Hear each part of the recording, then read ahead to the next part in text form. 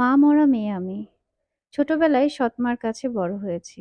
আর আস্তে আস্তে সেই সৎমার কাছে বড় হতে হতে বাবাটাও যেন সৎ বাবা হয়ে গেল। সবেমাত্র আমি যখন ক্লাস 9-এ উঠলাম, তখন থেকেই আমার বিয়ে নিয়ে এত তোড়জোড় শুরু হলো কেন আমি আসলে কিছুই বুঝে উঠতে পারলাম না। যদিও পড়ালেখা নিয়ে আমার জন্য আলাদা করে এক্সট্রা কোনো কেয়ার নেওয়া হতো না, বাট তারপরও আমি পড়াশোনায় ভালোই ছিলাম।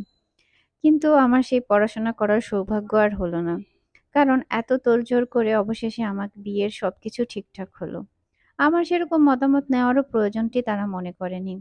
আর বিয়ে ঠিক করেছে তাও একজন ডিভোর্সি ছেলের সাথে। আসলে ছেলে বললে ভুল হবে, তার বয়স আমার বয়সের থেকে প্রায় 20 বছরের বড়। আমি জানি না কি দেখে কেনই বা আমার ওই ফ্যামিলিতে ওই ছেলের সাথে বা ওই মানুষটার সাথে বিয়ে ঠিক হলো। একটু করে শুনলাম মা বাবাকে বোঝাচ্ছিল যে ওইখানে বিয়ে দিলে টাকা পয়সার দিক থেকে মেয়ের হয়তো কোনোই অভাব হবে না। যদিও ছেলের আগের বউ তাকে ছেড়ে চলে গিয়েছে তাতে কি, কিন্তু আমাদের মেয়ে তো ভালো ওখানে থাকবে।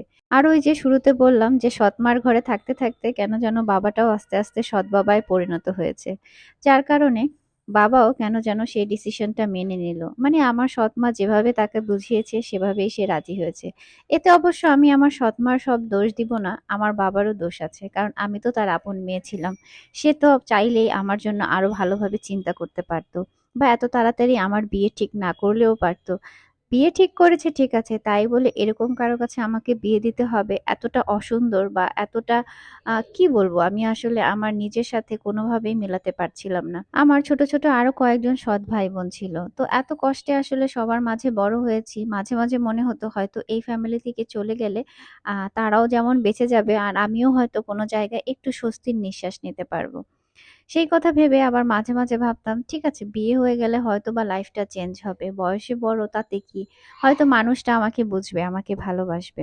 ছোটবেলা থেকেই আমি এরকম মা মরা একটা মেয়ে সেটা জেনেই আমার শ্বশুরবাড়ির মানুষজন এবং আমার হাজবেন্ড সবকিছু মেনে নিয়ে আমাকে বিয়ে করলো। ভেবেছিলাম তারা হয়তো সেরকম আদর যত্নে অথবা ভালোবাসায় আমাকে রাখবে, যেটা আমি ছোটবেলা থেকে কখনো পাইনি। যেহেতু একেবারে অল্প বয়সে বিয়ে হয়েছে, যার কারণে আমি আসলে সেভাবে কিছু বুঝে উঠতেই পারিনি প্রথম ৩-৪ মাস।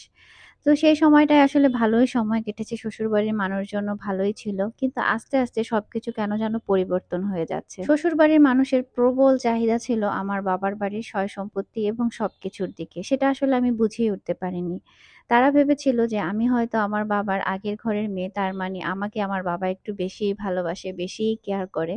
এবং যেহেতু আমার মা ছোটবেলায় মারা গিয়েছে, তো সেই সুযোগটা নিয়ে তারা ভেবেছিল হয়তোবা আমি তাদের ফ্যামিলির জন্য অনেক কিছু করে ফেলবো। কিন্তু সেটা যে তাদের বোঝার ভুল ছিল, কে তাদের সেটা বোঝাবে? যখন বুঝতে পারলাম আসলে কোন কারণে তারা এত আদর আহ্লাদ করে আমাকে বিয়ে করে এনেছে, সেটা বোঝার পরে আর পায়ের নিচে মাটি ছিল না। আর দেয়ালে পিঠ তো ছোটবেলা থেকেই ঠেকে গেছে। এখন পায়ের নিচের মাটিটাও সরে গেল। শ্বশুরবাড়িতে কিভাবে যে সকাল হচ্ছে, রাত হচ্ছে বা দিনগুলো পার করছি, কোনো কিছুই যেন বুঝে উঠতে পারলাম না। আর প্রচুর পরিমাণে সংসারে একটা প্রেশার ছিল বিয়ের পর থেকেই।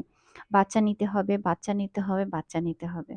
তো আমিও মনে মনে ভাবলাম যেহেতু বাবার বাড়িতে কোনো কথারই আমার কোনো দাম নেই, বাট সেই মূল্যায়ন আমি সেখানে পাবোও না, তো কি আর করার, শ্বশুর বাড়ির কথাই মেনে নেই। অন্তত তাদের মন জুগিয়ে চলে যদি আমি এখানে একটু ভালো থাকতে পারি বা শান্তিতে থাকতে পারি। তো বিয়ের পর থেকে আমিও সেটাই চাইতাম, ঠিক আছে বাচ্চা আল্লাহ যাতে আমাকে একটা দেয়।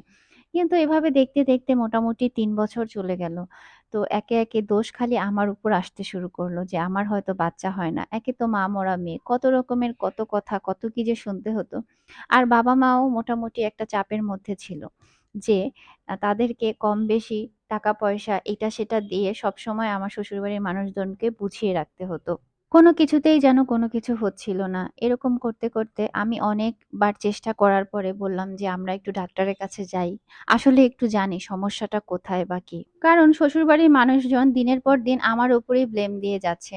আর আমার হাজবেন্ডের যেহেতু এটা দ্বিতীয় বিয়ে, প্রথম ঘরেও তার 5 বছরের সংসার ছিল, সেই ঘরেও তার কোনো বাচ্চা কাচ্চা ছিল না। মোটামুটি আমার হাজবেন্ডের সাথে আমার বয়সের ডিফারেন্স আগেই বললাম, যেহেতু 20 বছর, তাই তার সাথে মনের মিল বা কোনো দিক থেকেই অ্যাডজাস্ট করা বা মিল করা সম্ভব না। আসলে একেবারে সবকিছু তো আর এভাবে বলা সম্ভব না, আপনারা বাকিটুকু বুঝে নিবেন। বাবার বাড়িতেও যেহেতু আমার কোনো মূল্যায়ন নাই, তাই তাদের দিয়েও কোনো কথা আসলে বলাতে পারছি না। তাদের কথা তোমার সংসার, তুমি যেভাবে মেনটেন করতে পারো করো, না করতে পারলে নাই, বাট কোনোভাবেই তুমি এখানে এসো না। এভাবে চলে গেল আরো 1-1.5 বছর। তখন মোটামুটি বয়সটা একটু বেড়েছে। একটু বোধশক্তিও এসেছে যে যেই অন্যায়টা আমার সাথে এত ছোট সময়ে হয়েছে সেটা হয়তো না হলেও পারতো, বা এটাকে শুধরে আমি কিভাবে সংসারটাকে ভালো করে সামনের দিকে এগিয়ে নিয়ে যেতে পারবো সেই দিকে একটু ধ্যান দিলাম। তখন অনেক কষ্টে বুঝিয়ে সুঝিয়ে মানিয়ে আমার হাজবেন্ডকে রাজি করলাম এবং ডাক্তার দেখানো শুরু করলাম।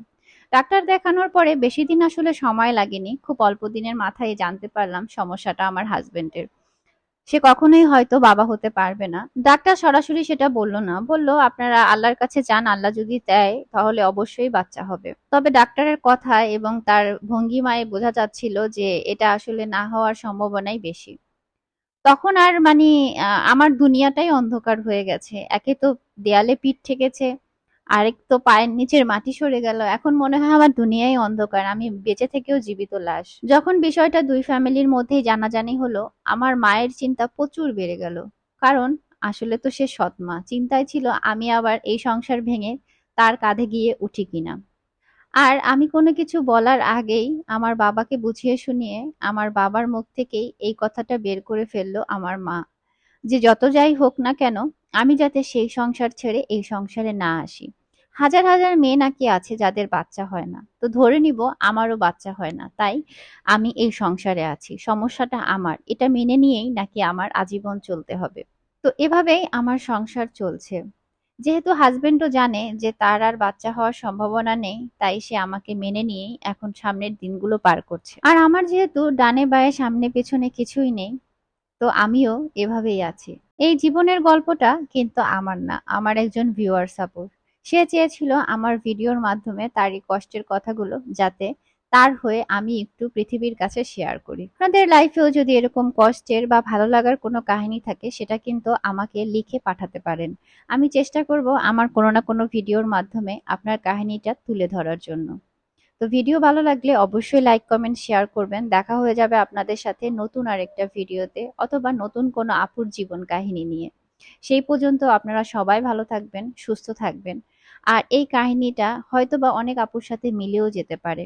তাদেরকে বলবো আসলে আল্লাহ যখন যেটা করেন সেটা মানুষের ভালোর জন্যই করেন। এই বিশ্বাসটুকু মনে রেখেই বেঁচে থাকুন। আল্লাহর উপর বিশ্বাস রাখুন, অবশ্যই একদিন না একদিন সুখের দিন আসবে। সেই পর্যন্ত একটু ধৈর্য ধরে আপনাদেরকে মোকাবেলা করতে হবে।